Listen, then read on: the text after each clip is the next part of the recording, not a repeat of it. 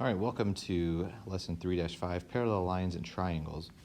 Our objective today is twofold. One is we're going to use parallel lines to prove a theorem about triangles, and the second is we're going to find some measures of the angles of triangles using that parallel lines theorem. So first thing is a parallel postulate, and so that means that through a point not on a line, there's only one and only one line parallel to that given line. So point P is a point that's not on line L, okay? And so through that, there is really only one possible line. So let's see if I can do this. This has been giving me some issues earlier. Oh, goodness. All right, let's see what we can do here.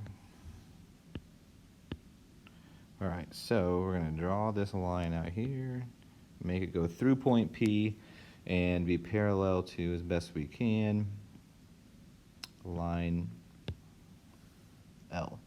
So there's only one possible way for this, or one possible line that is through point P and parallel to point L. And so the reason that that's important is because we can then use that to create the knowledge of the triangle sum theorem. The sum of the measures of a triangle is 180 degrees. And so what you can do is basically this. If you were to take each of these angles of the triangle, so if we took this angle here, and this angle here, and this angle here, and we took a physical triangle, like on a piece of paper, in fact, you can even try that.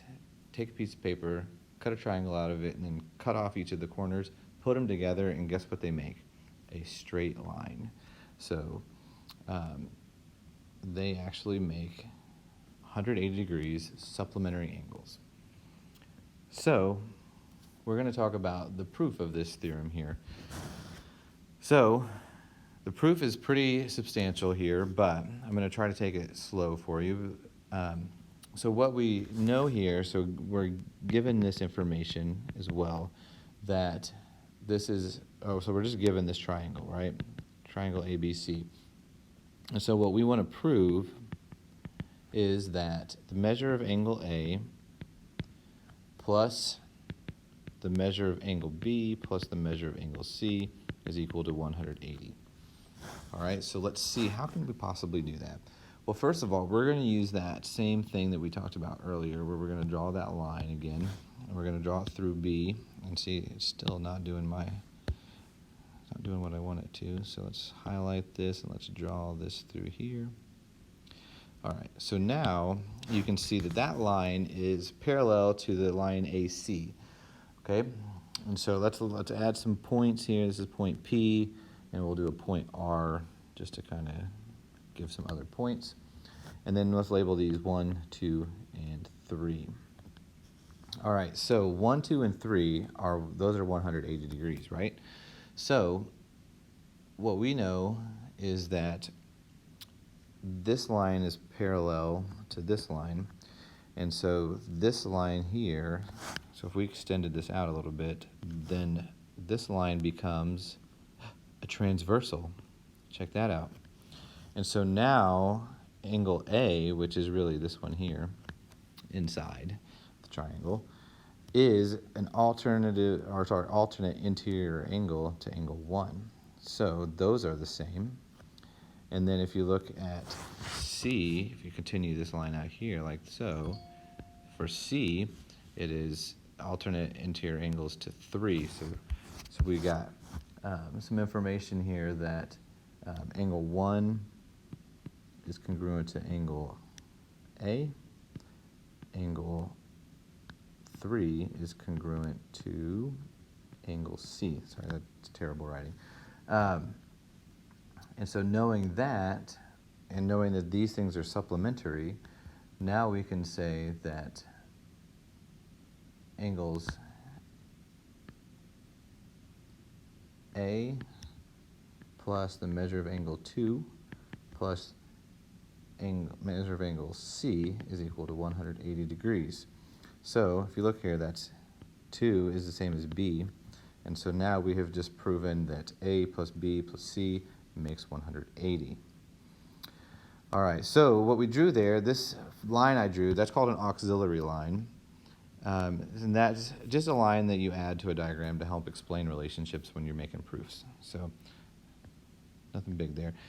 So then there's the last part we're going to talk about is the exterior angle of a polygon.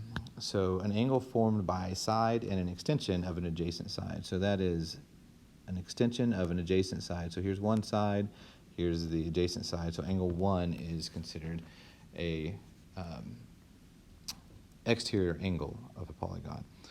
Then you've got remote interior angles. So in this case, 2 and 3 are the remote interior angles because they're on the other side of the triangle. Continuing on, the triangle exterior angle theorem states that the measure of the exterior angle, so angle 1, is going to be equal to the sum of 2 plus 3, the other two, the two remote interior angles. All right, so that means that can be used then to solve for things. So let's try it out. So number 1 here, practice problem. What is the measure of angle 1? Angle 1 is right here, so I'm going to switch actually back to purple. So we're looking for angle 1 right here. And we want to know what it is. So we know that measure of angle 1 is equal to the other two interior angles, plus 18, that makes 98. Super simple. The next one, what is the measure of angle 2? Well, the exterior angle is 124, so that's going to be equal to 59 plus the measure of angle 2. So that is not a 2 degrees, FYI. They should use it. I should use an A there, so to make that a little simpler. Anyway, you're going to subtract 59 from each side using just a smidge of algebra here, and you'll find out that it's 65 is the measure of angle 2. All right, so you have just a little homework assignment, and that is it. Thanks for your time.